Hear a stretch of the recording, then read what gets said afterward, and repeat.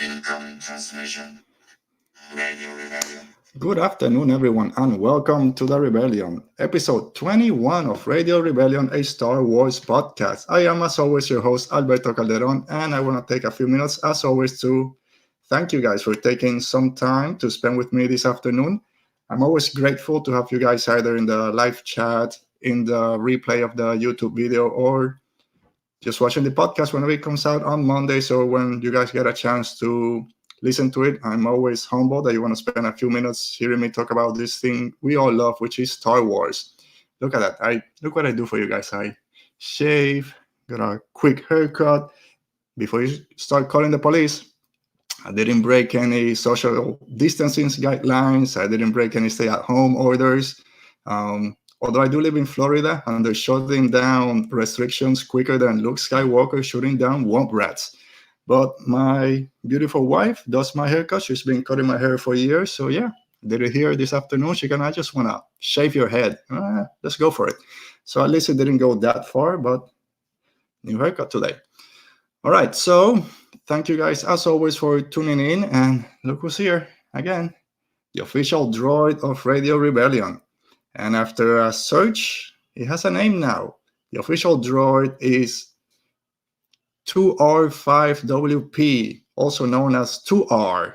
So I love this thing. This Imperial Prop droid, everything moves. It's so beautiful. So yeah, it has a name. It will be showing up in all of our videos. 2R. If you have a question for 2R or for me, send it my ways and I'll do my best in answering them. So again, thanks to everyone. I did post that question out on Twitter a few days ago to help me name the droid. Didn't get as much votes as I wanted, but doesn't matter. It is the Radio Rebellion droid 2R5WP. If you haven't figured it out, 2R for Radio Rebellion, 5WP Star Wars Podcast. But that's a very long name, so we'll go with 2R. So yeah, if you guys are ready, I am ready, and let's talk some Star Wars.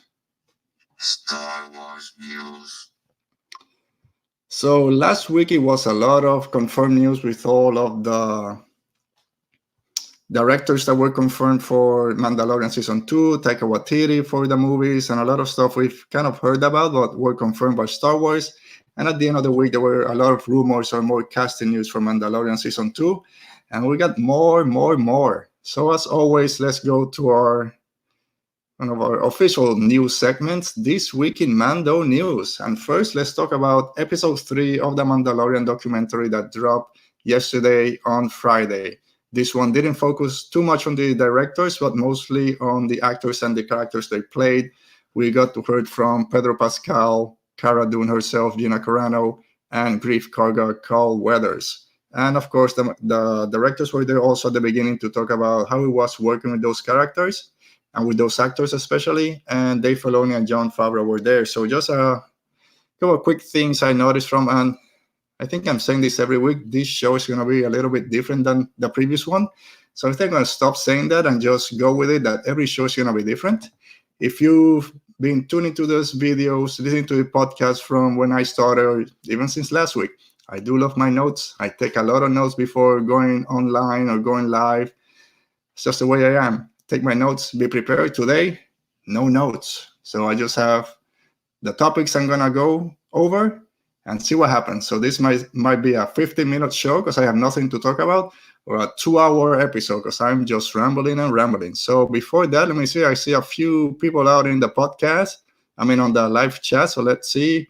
Of course, who else but Anthony? Oh, thanks. I'll let my wife know. I am looking sharp.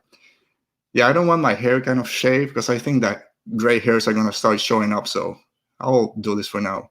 Peter, hi, hello. Thanks for joining. Eden Gray, as a wife who also does a husband circus, you look great. Thank you. Again, I'll let her know because she does like it. Nice droid, of course. Look at that droid. I'm going to make an episode complete just talking about 2R. I just love that guy. All right, so let's go ahead and go back to the news. So I was talking about the Mandalorian kind of documentary, that third episode, and some of the things that jumped out to me. And again, I'm not going to do a full review. Again, doing reviews of documentary are a little bit difficult. So just a few things that kind of stood out. There wasn't nothing too kind of groundbreaking like last week with Filoni talking about the Duel of the Fates. That it just took off. Everyone had a different appreciation for that movie after it. But a bunch of cool things. We learned that there's 3 actors playing the Mandalorian. Din Djarin. We know, of course, Pedro Pascal doing the voice acting, which was great. Just seeing him talk about the character at the beginning, how the story is what brought him in. Because we all Star Wars.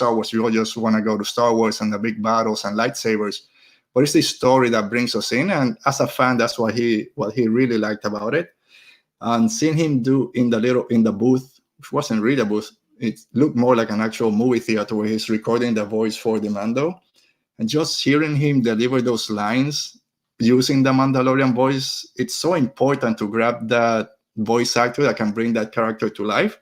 And they said how important the voice is and how you deliver each line because you can't see the actor's face. So the way he kind of went through it was pretty cool. Again, we got to see the 2 stunt actors that also play the Mandalorian to know their different skill sets. That if it's shooting a gun, it's a specific actor doing those scenes. Anything that's actual hand-to-hand fighting, hand-to-hand combat is a different actor.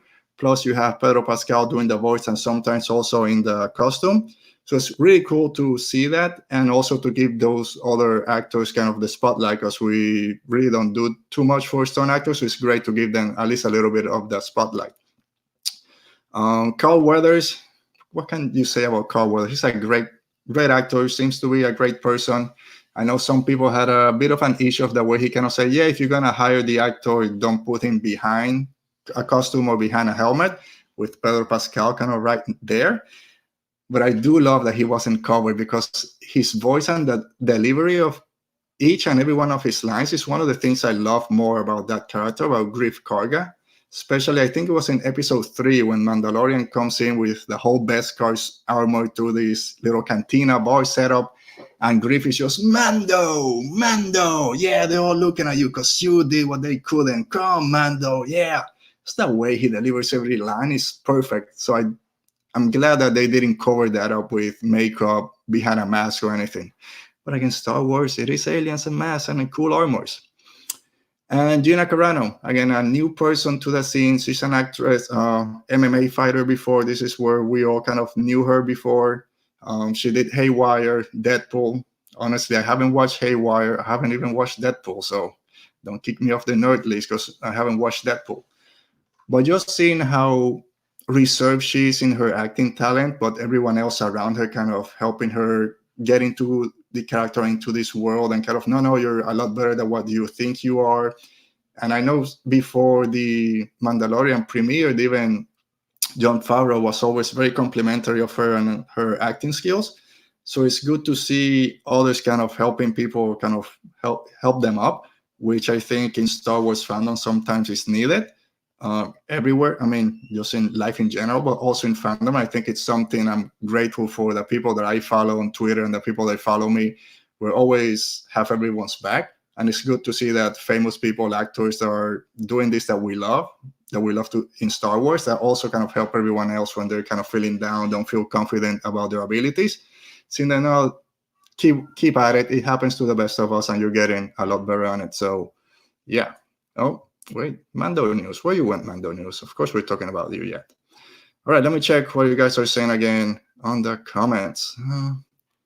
So yeah, Peter, which is Peter from the Transmission Podcast. Oh, thanks, Peter. If you're not following Transmission Podcast, go ahead. I'll make sure to do the same after we're done with this.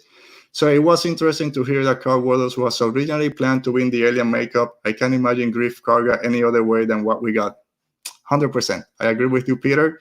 First time seeing you, yeah, we get along. You're correct. Yeah, so again, same thing. Yeah, he was going to be an alien, which would be cool. Again, aliens in Star Wars it's one of the most kind of not important things, but what makes Star Wars is all the different aliens that we see, and the alien design is extremely important in Star Wars.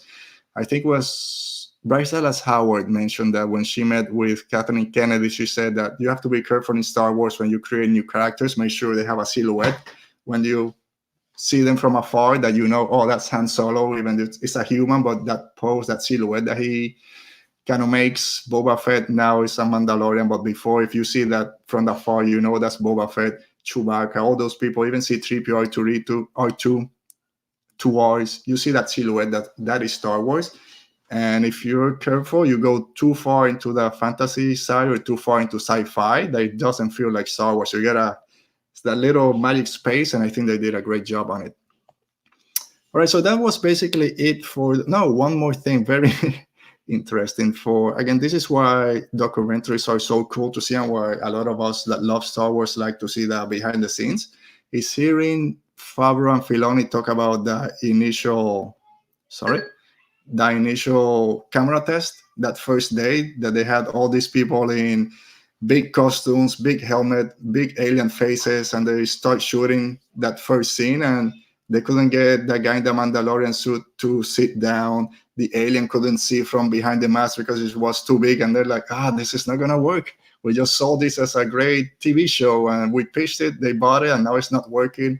Filoni kind of going, I could just draw this so quickly, doing animation, the guy would just sit there straight in the seat so easily, and now it's not that. So seeing that people so talented like Favreau and Filoni have some of the issues that we all probably go through was something.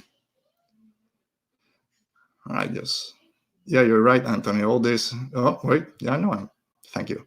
What it takes. You think sometimes as fans, we think that we know how things should be. Sometimes we get that, especially in movies, saying that movies, because TV shows, there really hasn't been another one. We see a character and it would have been better if that character was an alien, or it would have been better if they had him speaking an alien language instead of basics. But it's easy to say that after the finished product. We don't know how that production went. Maybe that character or that actor couldn't get the dialect, couldn't work with the prosthetics or the costumes. Even the alien language didn't work out. So sometimes the decisions made behind the scenes are for the best. And we as fans can always criticize and give our thoughts, but with always in the back of our head that the people that are making this are just as passionate as all of us. So what they're making is hopefully the best decision at that point. All right, so more Mandalorian news, and here we go again. Casting news for Mandalorian Season 2. One of the few notes I made, and this is not even a note. This is all the casting that has been either confirmed or rumored so far. I'm going to read it in a few minutes. So I thought I'll just say it off the top of my head. No, there's too many characters already. But again, like I just said, the people doing behind the scenes, they know what they're doing, so we got to trust them. So there are a lot of characters. I trust that they know what they're doing. But new rumors, probably not confirmed, but it's that Bo-Katan, played by Katee Sachkoff, will be making her live-action debut in Season 2 of Mandalorian. And that's, of all the casting rumors out there, I think that's the most kind of it makes sense. Last person to wield the Darksaber, Bo-Katan. We just saw her in Clone Wars Season 7 very prominently. We're dealing with Mandalorian and Mandalorian culture. A lot of the Mandalorians got wiped out or something happened to them in the sewers when Mando goes back, and it's only the armorer over there. I still believe, and this, we'll see. I think we're going to see who's behind the helmet, the armorer helmet. And after watching Season 7 of Clone Wars, I think is Ursa Wren, Sabine Wren's mother, just because of the voice. The voice actress for that season, for those episodes, sounded a lot like the armorer. I didn't go back into the production and see the cast and the credits, so I don't know if it's mentioned. I know it's a different character a different actress that plays. Sorry, it's hot here in Florida today. I'm sweating inside my room. It's a different actress that plays the actual armorer, that the one that does the voice in in Clone Wars. But who knows? They sounded very similar. Again, age is the thing. I didn't go and check back all the canon timeline, how it fits. I know some people have also said it might be Sabine playing the armorer. I think the armorer is too old to be Sabine, but maybe her mother. And again, Bo-Katan makes sense. Yes, bring her in. If Mando needs to go find some more Mandalorians and the Darksaber is in play, we don't know how Moff Gideon got the Darksaber. Bring Bo-Katan in. you bring the Clone Wars and everything behind it, all the Mandalorian culture behind it. Then we have the great debate again, why doesn't Mando and the other Mandalorians remove their helmet when Bo-Katan and all those guys did during the Clone Wars and in Rebels? So we'll see. And then we also heard possibly Sabine Wren also making her debut in Mandalorian Season 2, along with Ahsoka and maybe Captain Rex following Clone Wars Rebels, and then Sabine and Ahsoka in Mando Season 2. Sabine is another one that makes sense if Ahsoka shows up. Last we saw both of them, they left together, we believe, to try and find Ezra and Thrawn. I can't believe I forgot to remember Thrawn's name for a second. Ezra and Thrawn in the unknown region. So it does make sense that if Ahsoka shows up, that Sabine is there with her. If it follows the timeline, again, we don't know what's happened since they left at the end of Rebels to the unknown regions. We don't know if this is before or after Season 2 of Mandalorian, so we'll have to wait and see. The one thing that I didn't like too much about the rumors, and again, everything is rumors, is that Ahsoka and Sabine will show up in one episode, which is fine. Again, if Din Djarin is looking for Jedi or the crazy wizards, I think that's what the armorer kind of call them, to deliver Baby Yoda, the only two out there that we know of, Earth 3, because there's, I guess, Cal Kestis. I haven't played Jedi Fallen Order, but I do know he's around. You have Luke, it won't be Luke, and then you have Ahsoka. So it does make sense that he finds Ahsoka as a Jedi to bring Baby Yoda to her, and then you have Sabine with her. So one episode, fine, show her, and then do something else. What I kind of struck me as a little weird is that don't make their live action debut for one episode and then jump into the Rebels animated sequel. In my opinion, you don't cast someone as Rosario Dawson for just one episode, 20 minutes or whatever, and then put her back in live action. At that point, use Ashley Eckstein that we all know and can relate to as Ahsoka if you're just going back to live action, to animated form. If it's one episode there and then it goes to the Ahsoka live action TV series, then yes, that makes sense. Again, just my opinion. I don't know why you would not waste, but we've all been waiting for Ahsoka live action for so long to just use in one show to then jump back to animated. To me, seems weird. But again, I'm not in Lucasfilm. I don't know what they're cooking behind the scenes. They're doing things years and years in the future, so they know what they're doing. I'll trust them. And then finally, for Mando news, well, I think this came out yesterday, that Timothy Olyphant is also rumored for a spot in Mandalorian Season 2. If you don't know about Timothy Olyphant, he Justified is the one that comes to mind for everyone. Again, it's a Western. Mandalorian is a Western samurai show, so it does make sense for someone of his talent to come to this show. My first kind of introduction to Timothy Olyphant was, I think it's Die Hard 4, that he plays the villain in that movie, and I did really like him, and he did play it pretty well. And Santa Clarita Diet, if you haven't seen that show in Netflix, it's a great show. It's a it's a weird comedy, zombie comedy. He plays it great. He has a great comedic timing. He's a great actor, so he's a great addition to Mandalorian. My thing is, I go to my little list. So these are all the characters that are either confirmed or most likely gonna appear. So we got the Mandalorian, Baby Yoda, Cara Dune, Grief Karga, Moff Gideon, Mayfield and the other bounty hunters, Fennec Shan, Michael Biehn, which we don't know who he's gonna be playing, Boba Fett, and maybe Captain Rex played by Tamura Morrison, who knows if more clones. Ahsoka Tano with Rosario Dawson playing her, Bo-Katan with Katee Sachkoff, Sabine Wren, and then there's rumors of a professional wrestler, I think her name is Sasha Banks, that might portray her. Why not Tia Sakar? It depends age-wise. And then Timothy Olyphant. That's 14 characters already kind of confirmed for Mando Season 2. Is that enough for a show that if it's the same as Season 1, 8 episodes between 30 to 42 minutes, is that too many characters, not counting other returning characters or new characters that we don't know of, that are not famous kind of names? Or can we see a longer season or longer episodes, which I hope 8 episodes is still fine, maybe closer 45 minutes to an hour, and then you can expand on all these characters. So what do you guys think? Let me know. Is it too many characters, just enough? Let's trust what they're doing. I think that's the one. Let's trust what they're doing. But yeah. So yes, Anthony, Emily Swallow does play the armorer in Mandalorian. It's a different character, sorry, a different actress doing the voice in Clone Wars. But to me, they sounded really similar. Maybe that she just kind of modeled her voice after Emily Swallow. Or maybe I'm just hoping in my heart of hearts that it is Ursa Wren. And yes, this is the most important ones. Rumors until Lucasfilm says otherwise. So we can, like I said, hypothesize in hyperspace all we want, but until we hear from Lucasfilm, we know nothing. Way too many? Yeah, they may be way too many. You're right. But I don't know. I've also heard that Boba Fett will have a very limited role in season 2 and then either a bigger role in season 3 or maybe his own show. If you know me, Boba Fett is my guy. I've always loved Boba Fett. I don't want a Boba Fett show. I think if he's in one at tops 2 episodes and he's done with Mandalorian and we're done with Boba Fett, we kind of redeem him from the original trilogy, then we're fine going on. I don't think we need everything else with Boba Fett. He's a mystery character. Let's have a little bit more with him. And let's keep going with new characters, new eras. Yeah, there's a lot of crazy rumors, Eden. You are completely right. And then it's not just rumors, and then articles, and more people start talking about it.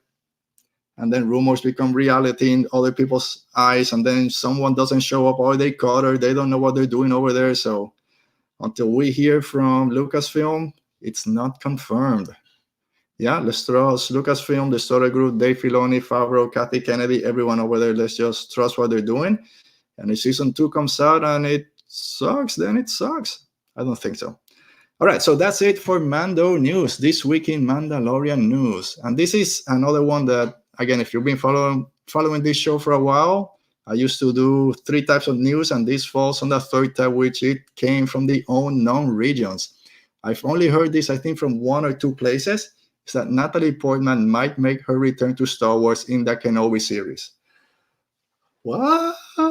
I don't know. She kind of swore off Star Wars. She did the same with the MCU. Now she's back for Thor, Love and Thunder. So maybe all that got intertwined and mixed into the same rumor report.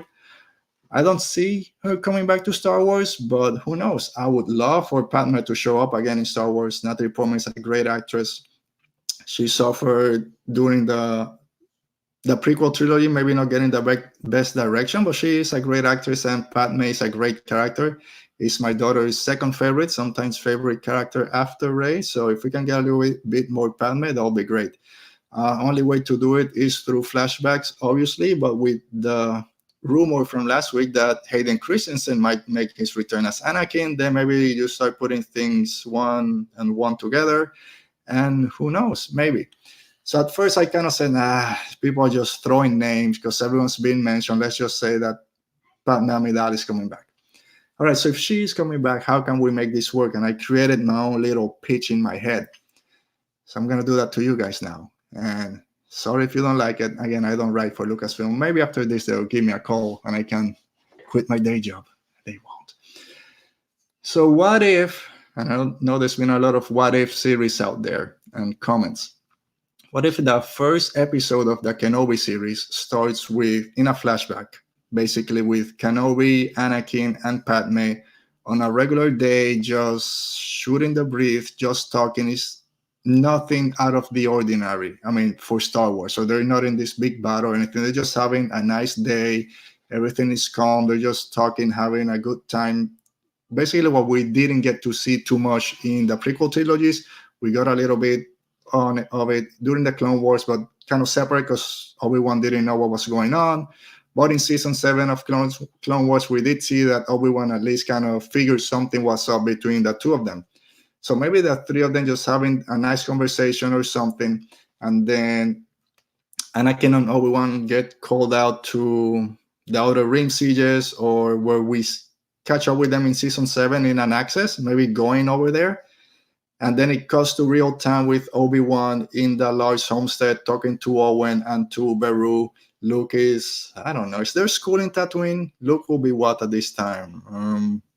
15? years old, more or less. This is 5 years, 6 years after Revenge of the Sith. So actually, he's 6 or 7 years old. Are there school in Tatooine? Is there kindergarten, elementary school? Maybe he's of, I don't know. Luke is somewhere else, and then Obi-Wan is kind of talking to Beru and Owen, kind of, and this is the last time that Anakin was happy, or the last time we kind of saw him being himself before he turned to the dark side, blah blah blah, and then the show kind of starts that way. So I think that would be kind of cool, just having a quick scene, or that first episode, nice flashback to better times with Anakin, Obi-Wan, and Padme. So who knows? Do you guys want Padme to show up in the Kenobi series? Have you heard about this? Did I just read a wild, something that someone wrote and took it as a rumor? So just let me know if you guys think this is a possibility, if you want to see Natalie Portman back as Padme in the Kenobi series. All right, and the last kind of news report that we have is more casting news for the Cassian Andor Rogue One prequel, and this falls into more, yes, thank you, same as last week. We heard that Mon Mothma was coming, played by Genevieve Riley, and now we have reports that Bail Organa, my man Bail, doesn't get the recognition that he deserves. Bail Organa, played by Jimmy Smith, and General Draven, I gotta look the name, played by Alistair Petrie, Alistair Petrie, General Draven, and Bail Organa are coming back for the Cassian Andor TV series. Yes, yes, yes. So, no-brainer. If you're gonna have Cassian, you're gonna have Mon Mothma, you need to have Bail Organa there. General Draven, great character in Rogue One. Peter did a great job acting behind it. So yeah, bring them on. Again, it gets closer to that scene that at least I want. Mothma, Bail, forgot his name. Saw Gerrera and Enfys Nest having a quick scene, the four of them, when Gerrera and Enfys kind of go their separate ways. At least Gerrera kind of, no, I gotta be more militant, and Bail and Mothma trying to hold him back. Oh man, if we get that scene, just 10 minutes, 5 minutes of that conversation, the four of them forming the rebellion in at least 3 different ways of thinking how it should go. Yes. So again, I've said Kenobi is my favorite character, my favorite Jedi, one of my favorite characters in Star Wars, but I'm more excited for the Cassian TV show and what it can do for Star Wars. Just something totally different. We all love Rogue One, or most of us love a lot of it. And there's so much you can do with that Cassian TV series, not just showing the birth of the rebellion, seeing how people live their lives under the Empire, people that just have a day job working for the Empire, knowing the decisions that are being made behind the scenes. There's so much that can happen with that show. So yeah, I am very excited for that show. Just one more year. So let's see, Eden, you say I want Natalie Portman in any Star Wars again. I hear you. Again, it's difficult to think about it because she's dead. Not Portman. Padme, but she did a great job. She's a great character. We are getting more with Padme. We got Queen Shadow's novel, and then we're getting that prequel, Queen's Gambit, I believe it's called, coming out soon. So again, maybe they're putting more Padme out there for everyone. The response for the first novel was great. I do have it. I do enjoy it a lot. We learn a lot about the Handmaidens, and we'll see this new one. So yeah, if you get Natalie Portman, you can have her portray the character again. It's great. Again, just trust Lucasfilm, trust the story group. Peter, yeah, only time will tell. Padme could be in that scene too with the four of them. Yeah, you're right. Oh, man. Eden, you got me now. Maybe it's not for Kenobi. Maybe it's for the... it's something. People forget how important Padme was in that formation of the rebellion. So if we get a scene with... Maybe, again, it can be in the Kenobi series, a flashback of Padme, Bail, and Mon Mothma talking about the rebellion. I know it was cut from Revenge of the Sith, so have a similar scene. Yeah. Yeah, she's dead for Rogue One, but they can do even a flashback in Kenobi, can be a flashback in Rogue One, in the Kenobi, in the Cassian Andor series. Bail and Mothma kind of remembering Padme and then having a conversation similar to what happened in the deleted scene from Revenge of the Sith. It can work. It can work. Yeah, she is. Yeah, Padme. You gave us the twins. All right, so I think that does it for the news. Any other news I kind of missed? I don't think so. It wasn't a big news week. Just more Mandalorian rumors. It's like every single day, Mando, Mando, Mando. Mando, come over here. But that's fine because we all love Mandalorian. The more we get, the better. All right, so that does it for the news section. And now we go to special section for this week, which is favorite Master and Apprentice Jedi. I was thinking now that Clone Wars is over, we keep and there was a lot of talk this week on Star Wars Twitter about what if Qui-Gon Jinn lived. He wasn't killed by Maul, and then he's the one that trains Anakin. It's not Obi-Wan. Does Anakin turn to the dark side? Would things will be different? And that's a completely separate story. No, they won't. Anakin is the chosen one. He had to fall to come back, redeem himself, be the chosen one. So it doesn't matter. But yeah, that's a totally different show we can do at some other time. But I started thinking, what are people's favorite Jedi and Apprentice or Jedi and Padawan combinations? And yes, I put Master because we know Anakin is not a Master. So I had just so boom, burn. I don't know, just an old joke I wanted to try. So anyway, I put out a poll out there kind of saying, who are your favorite, not the best, because that's a separate conversation. Who are your favorite Master and Apprentice Jedi pairings? So I put out Qui-Gon Jinn and Obi-Wan Kenobi, Obi-Wan Kenobi and Anakin and Ahsoka, and I couldn't forget Kanan and Ezra. Excuse me. And for me, I think this is going to be Obi-Wan and Anakin are the favorites. They're going to run away with this one. Some people vote for Anakin and Ahsoka because Clone Wars just ended. Everyone's still feeling that high, but Anakin and Obi-Wan are just going to run with it. And it did kind of start that way. It's Anakin and Kenobi, Ahsoka and Anakin, and they went. And surprise, surprise, Anakin and Ahsoka won the favorite Master and Apprentice Jedi combination. I think people are still pretty hyped up about the Clone Wars finale. It was a great finale. Those last 4 episodes were awesome. The last shot of Vader just kind of walking in the snow, picking up the saber. Everyone was so hyped, and I think the hype is still there. But it was surprising to see the two of them win and not Obi-Wan and Anakin. And not even that, they didn't come in second place. Qui-Gon and Obi-Wan came in second place. And then Sabine and Ezra got a few votes. So at least they didn't stay at zero like those first 10 hours. No one voted for them. But it was a pretty easy win. So I'm just going to talk real quick. Let me check what you guys are saying before I talk about all those groupings real quick. Clone Wars spoilers. Oh, sorry. Yeah. I'm sorry. I've seen the rest of the episodes. Should I? No, I'm sorry. I won't talk anymore about it. So hopefully it wasn't too much of a spoiler. Just they're great episodes, so I won't go back into it. Yeah, just the poll. So Peter's also Anakin and Ahsoka. All right, so let's talk about the parents real quick. So again, didn't do any big kind of research behind it, just kind of talking. So Qui-Gon and Obi-Wan Qui-Gon has kind of a bit of a resurgence. I was going to talk about this later also, but people always throw Qui-Gon under the bus because he didn't do that much when he went to Tatooine in terms of saving the slaves. He saved one. But if you read the Master and Apprentice novel, there's a little bit more behind it, and I'll talk a little bit about it afterwards.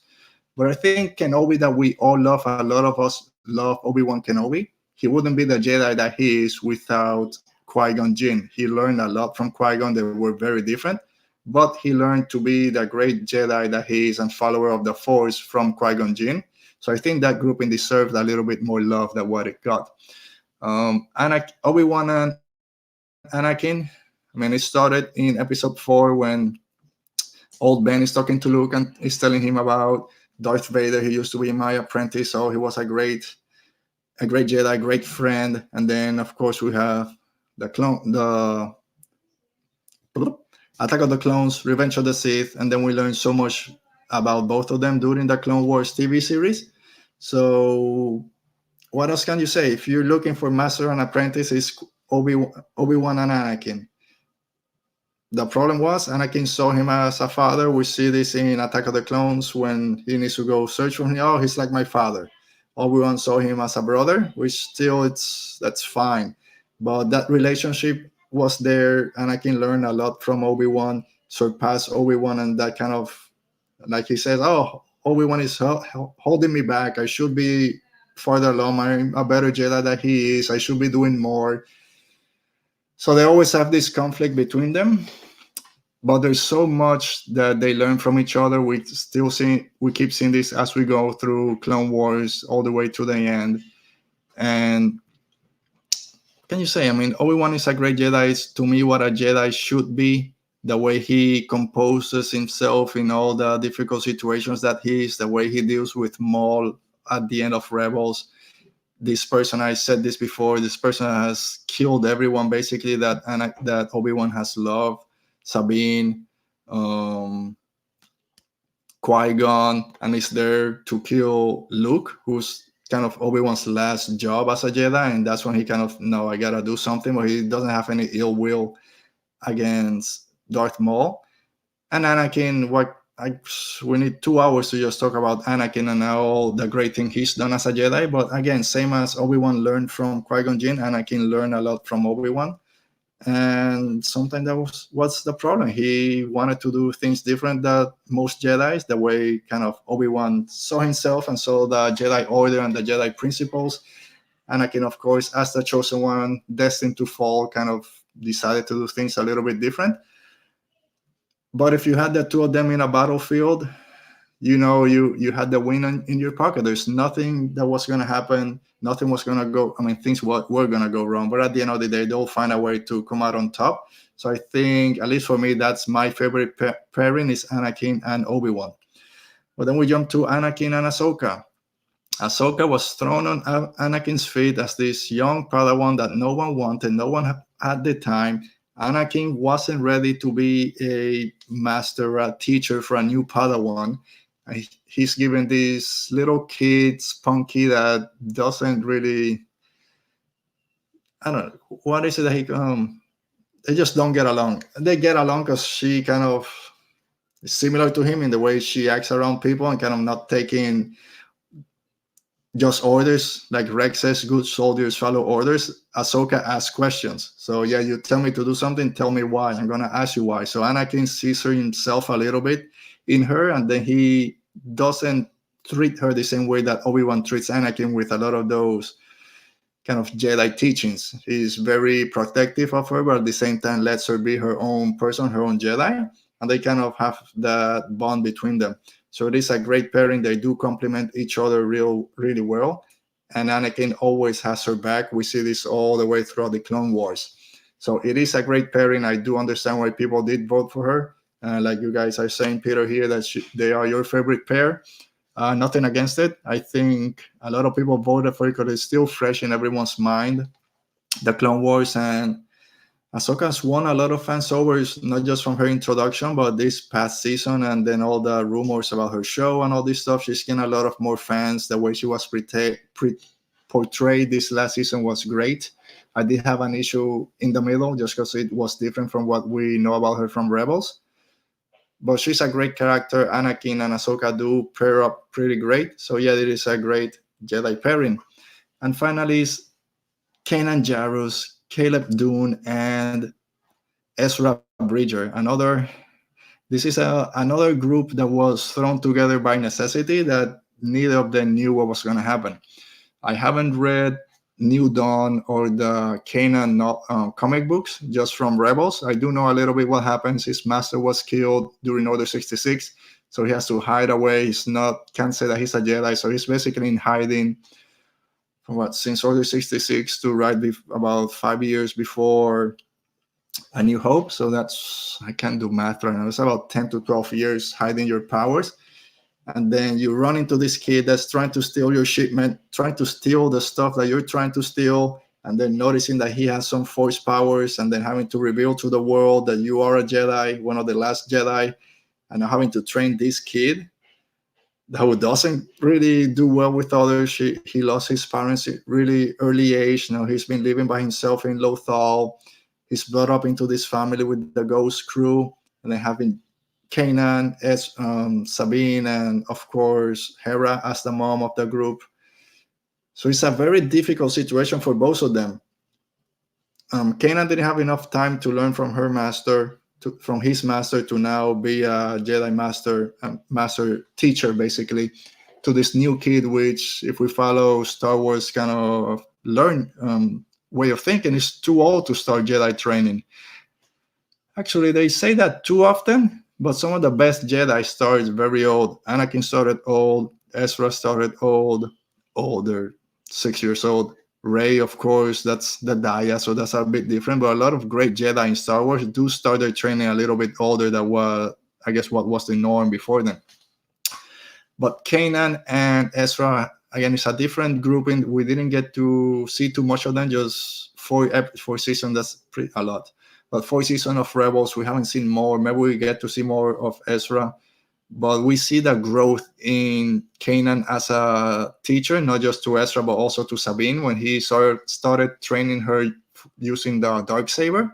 And the way, I wouldn't say too much in terms of Rebels spoilers, but the way he kind of saves them in that one scene with the explosion and everything else that happens before with Kanan, with Maul's eyesight and all that. Kanan is a great Jedi that was put in a position as a teacher to a new kid that had force powers. So it was a weird situation for both of them, but they did do a good job, and again, started the rebellion. So great. All right, so that kind of does it for our quick look at those Master and Jedi pairings. So our final topic, and I'll go real quick with this one, is the renaissance of Qui-Gon Jinn. So I think since a couple of weeks ago, but mostly last week, when we heard the great review from Dave Filoni about the Duel of the Fates and what it meant for Anakin and Qui-Gon as his father figure, everyone started seeing Qui-Gon again as this great Jedi. I've always loved Qui-Gon. I think he's gotten the shaft a lot of times when we're talking about Jedi. Again, it's, he lost against Darth Maul, who was just a Sith apprentice. He saved Anakin but left his mother in slavery. Why didn't he do more? Come on, he didn't see this. Qui-Gon, you're not the best. I've always loved Qui-Gon. I love his resolve, how calm he is, especially in that Duel of the Fates when the not blaster doors, but the red beams. I know Anthony's gonna correct me in a second what those are called. With those close, and you have Maul on the other side just banging at it, getting ready, and Qui-Gon, calm, peace, let the Force in, get your surroundings. So that's what I love about Jedi. It's just when they calm themselves and let the Force in, and Qui-Gon does an excellent example at that point. Let me see what you guys are saying before I keep. Rebels is your favorite Star Wars animation? So it took me a little bit because Rebels does have some episodes that kind of go off, as everything has. Not every episode is for everyone, but once it gets going, that first season takes a little bit because we're used to kind of Clone Wars. There wasn't a lot of Star Wars at that point when Rebel came in, but halfway till the end of season 1, it really picks up, and then it just goes, and the last few seasons are great. I think season 3 is my favorite, but season 4 has a lot of great stuff on it. So yeah, you're not wrong. A lot of people do love Rebels. Yeah, I do also want to do Rebels rewatch real soon. Here it is. I knew I can count on you, Anthony. If I ever do a Star Wars trivia, I won't tell you because I don't want you to embarrass me. Energy Gates, thank you very much.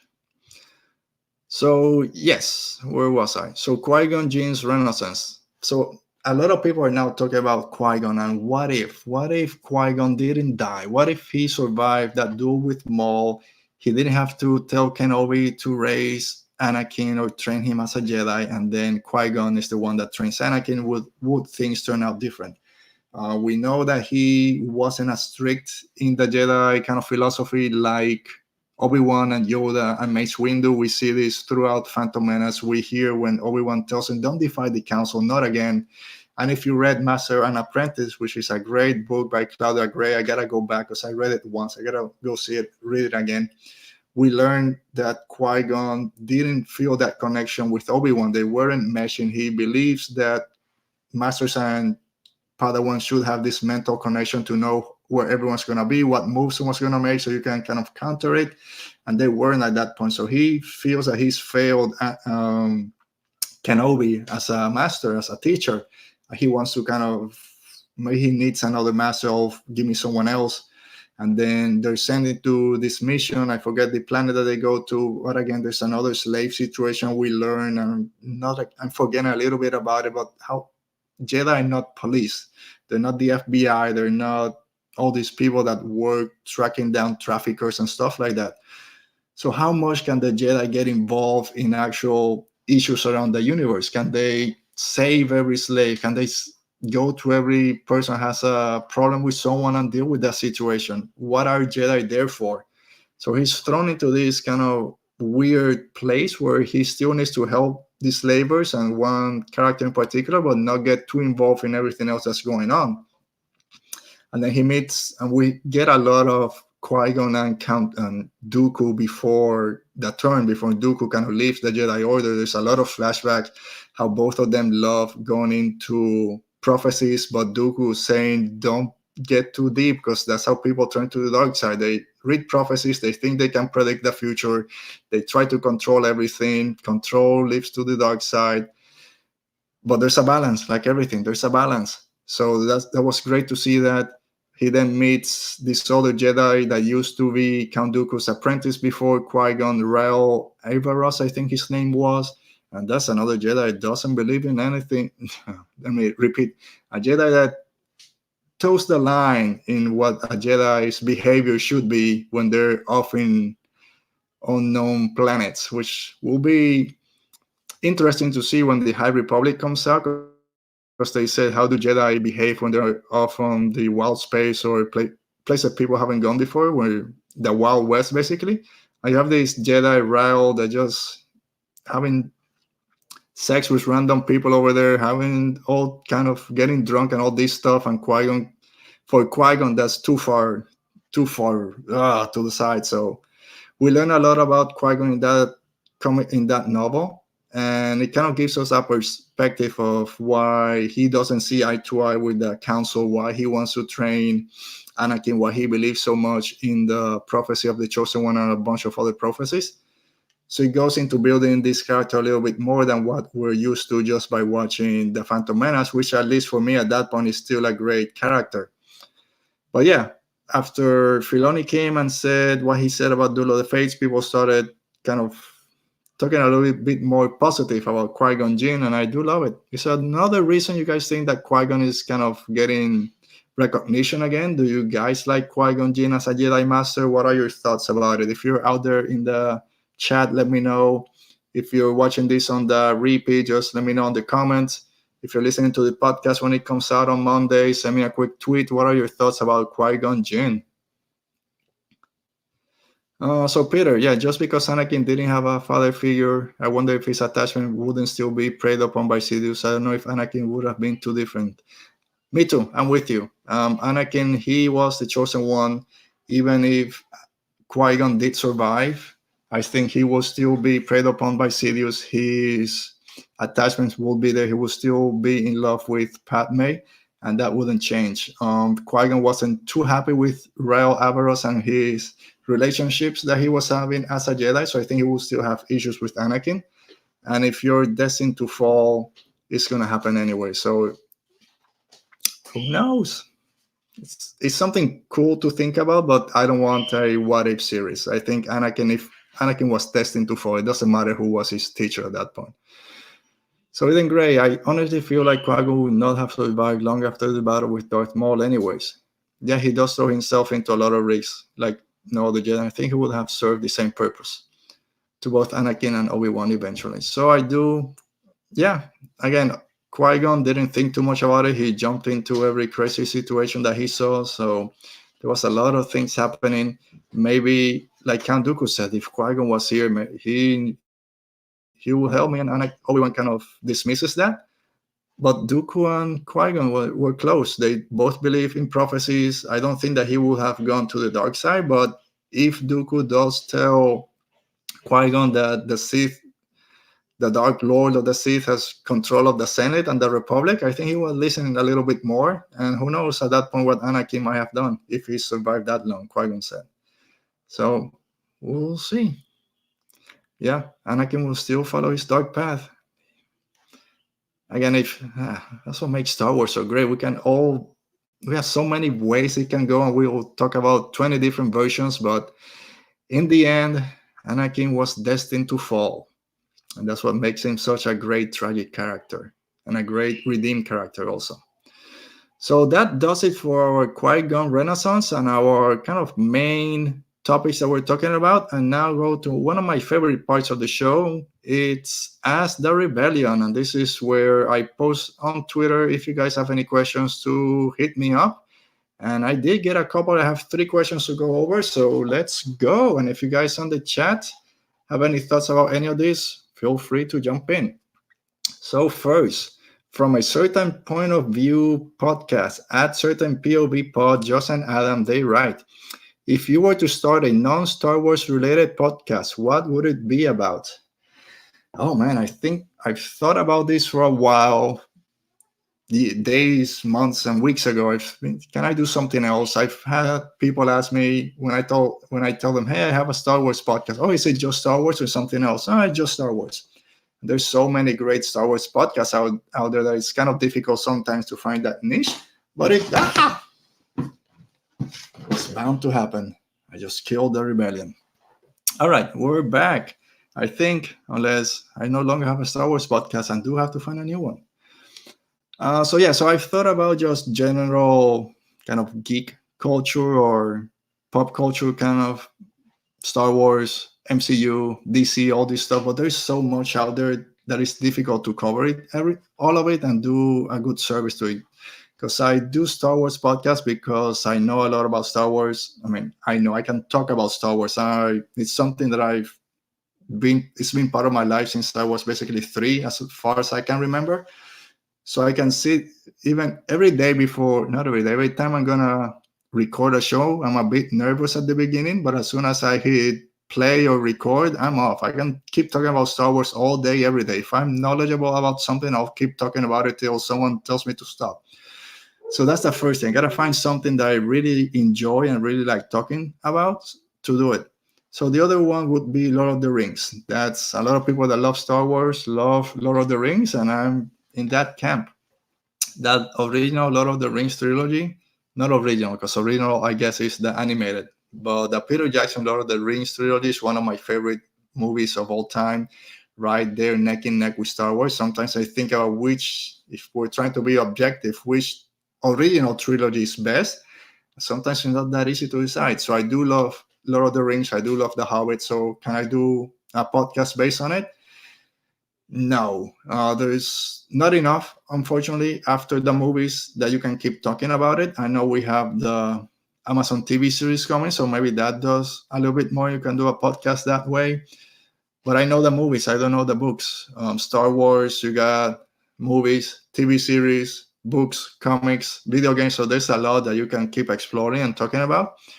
The Lord of the Rings novel I read once, or 1.2 times, because I tried reading it the first time about, 15 years ago. I went to my brother's house in Boston and he had a copy, and I started reading, and I was like in page 120, and they were still in Bilbo's birthday. And I can't do this. It's been over 100 pages. They still haven't left the Shire. And no, I put it back. A couple of years afterwards, a friend of mine gave me a copy because I covered for him on a weekend at work. And hey, here you go.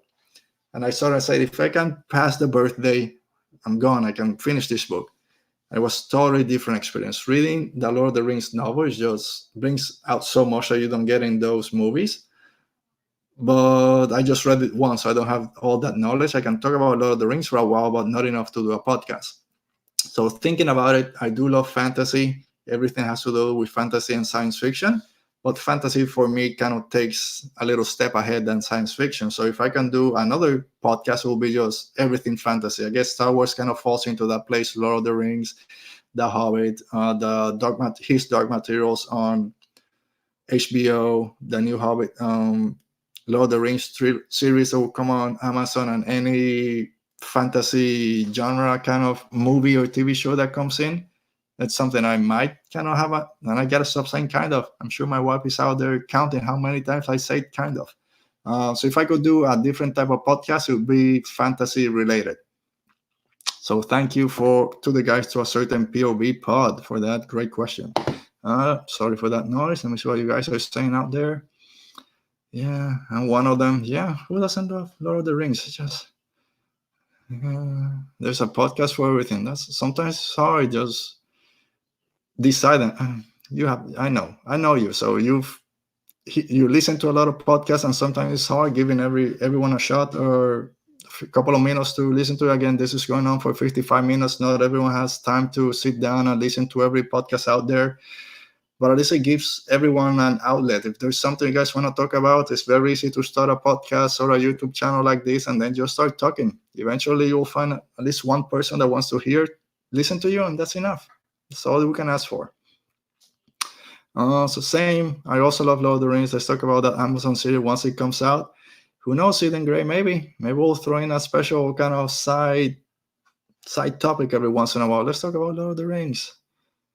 See, everyone on this chat. That's why I love Star Wars community so much. I know if you go to Twitter, and I'm, like I said at the beginning, I'm grateful for the people I follow. I don't see a lot of the issues out there. I do hear about them.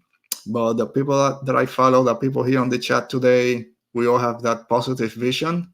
So I love it, man. That's why I love doing this. Even if sometimes I don't get all the views that I want, when I get to talk to you guys and I just hear things like this is what keeps bringing me back. So let's keep doing it. All right. So how does this Dark Matter show compare to the books? So I haven't read the books. Sorry. So I can't compare them because I haven't read the books. I've been tempted to buy them. I saw the original movie years ago with Nicole Kidman. It was okay, I guess. The series is pretty good.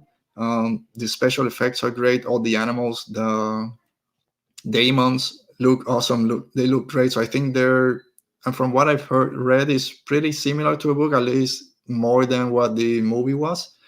So it does take some episodes are hit or miss. It's not too much. I think it's 8 episodes. So if you have the time to watch it, I think you'll enjoy it. But again, I haven't read the books. If you're a huge fan of the books and it's not as faithful, then I don't know. But I do. If you like the books, I will give it a shot. I think it's worthwhile. All right. So our second question comes from the guys from the Geeks Right Back podcast. So I'll give a shout out real quick to Noah and Curtis again, because for our May the 4th episode, Noah from the Geeks Right Back podcast joined us to talk about our favorite scenes in Star Wars. They're a new podcast. They only have about 3 episodes out, I believe. New episode drop on Friday for them. They talk not just about Star Wars, just general culture, life, and a lot of fun stuff. So give those guys a shot at TGSB Podcast. So yeah, go give them a listen. So they said, if someone died in a living room, would it still be called a living room? So let me preface this by saying, when I asked on Twitter for a question, I said, send me any silly question. No one, Curtis, you delivered. So yeah, no, I don't know. I think that imagine being because I think you have to tell people if you're a realtor, if someone is killed or murdered in your house, you got to reveal that information. You mind just doing a showing to a buyer? Yeah, so this used to be the living room, and now we're walking into the kitchen. Whoa. What do you mean it used to be the living room? That is that kind of the new phrase. Instead of like an open kitchen, it's used to be the living room. And you have to try to explain to someone got murdered here. Let's keep going. I guess the better question is, would you guys buy a house that you knew someone died inside it? And I guess it depends if it's natural causes. Unfortunately, people do die in their homes for natural causes. So I think that's fine. I think a lot of us have done that, buying a house that someone died in, not dying of natural causes, and then doing a podcast. So I think it's fine. But if someone is murdered inside the house, I think it'll be weird. At least walking through it, every day you'll be thinking, what happened? And you start hearing little steps. But again, who came up with name for room? A living room, a family room, a sunroom. It's just a room. Grab a chair and sit on it. Every room in a house should be a sitting room. Because that's what we do. We sit in most rooms, watch TV, sit and have lunch, dinner, breakfast.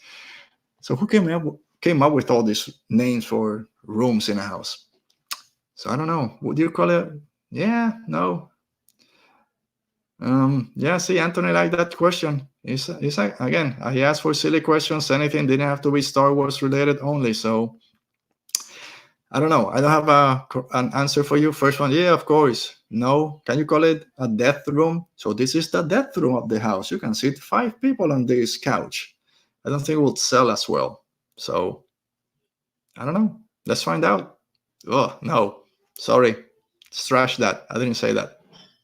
All right. So last question comes from the one and only who's right there in the chat, Anthony A. Rudolph Farm Boy, fan of the show, great supporter of the show and everything Star Wars. So Anthony, as always, thank you for your support. And Anthony says, all right, I asked about helmets. What weapon's your personal choice? A blaster rifle, vibro blades, electrostrap, Yadurfi, the gaffy sticks, or the Kyotsu Pithars, which is what Dryden Boss uses.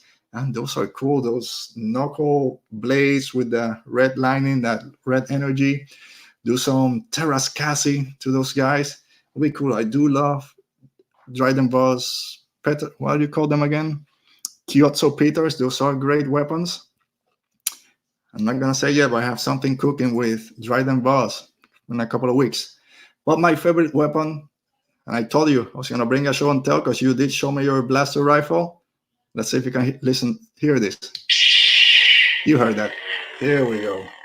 The weapon of a Jedi. Look at that. How can you? Yeah. Favorite. So yes, favorite weapon in Star Wars is a lightsaber. I love everything about it. It's something that makes Star Wars Star Wars. We have the music, of course, scored by John Williams and all the other great composers. X-Wing, TIE fighters. You have the battle between good and evil, the Sith and the Jedi, and lightsabers. That for me is what makes Star Wars. Not what makes Star Wars, but one of the things that's iconic to Star Wars is a lightsaber. It's a simple design, but just the sound. I'm gonna do it again. Sorry. You know what that is. You hear that sound? Yes. Lightsabers. It's a reason I want to go to Galaxy's Edge on my birthday, if it opens again in 2 months, please. So I can spend $200 building my own lightsaber. I don't think I would do that for a blaster or any other type of weapon. So the difficult question is then, what's my favorite lightsaber, or what color of lightsaber is my favorite? And you want to say I don't have an answer. I think blue kyber crystal is probably my favorite. I do love red, but I do consider myself a Jedi, so I don't want to go that far off with the Sith and a red kyber crystal with a red blade. And also do like the black of the Darksaber. Maybe not the design. It's a little bit. I do love the design, but it's not my favorite. So if you can get something similar to a Jedi hilt with a black blade, I think that would be my favorite. Right now, what's my favorite lightsaber out there? If you guys have a favorite lightsaber, just put in the comments real quick. Sorry, on the chat or in the comments if you're watching this later, or send me a quick tweet if you listen to this on the podcast. My favorite lightsaber, I don't want to be, because it's so new in my head, but the Rey staff saber is pretty awesome with a yellow blade. Darth Maul, of course, the double bladed. I do love the Kylo Ren one. I can't pick. I'll go with this one, the Hero's Blade, the original one. I think it's still I don't know. I'm gonna have to take a rain check on that one. I can't say what my favorite lightsaber hilt is. Count Dooku's is pretty awesome.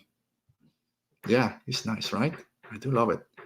All right, so that does it for our show this week. Thanks for everyone that came out to the chat. Thank you guys. I love doing this, and I love it 10 times more when I get a chance to talk to you guys. So thanks for, again, taking some time, an hour and 4 minutes. I think this is our longest show yet, and I did love every single one of you guys taking some time and talking with me some Star Wars. So as always, be safe, stay safe, and may the Force be with you. Radio Rebellion. See you later, guys.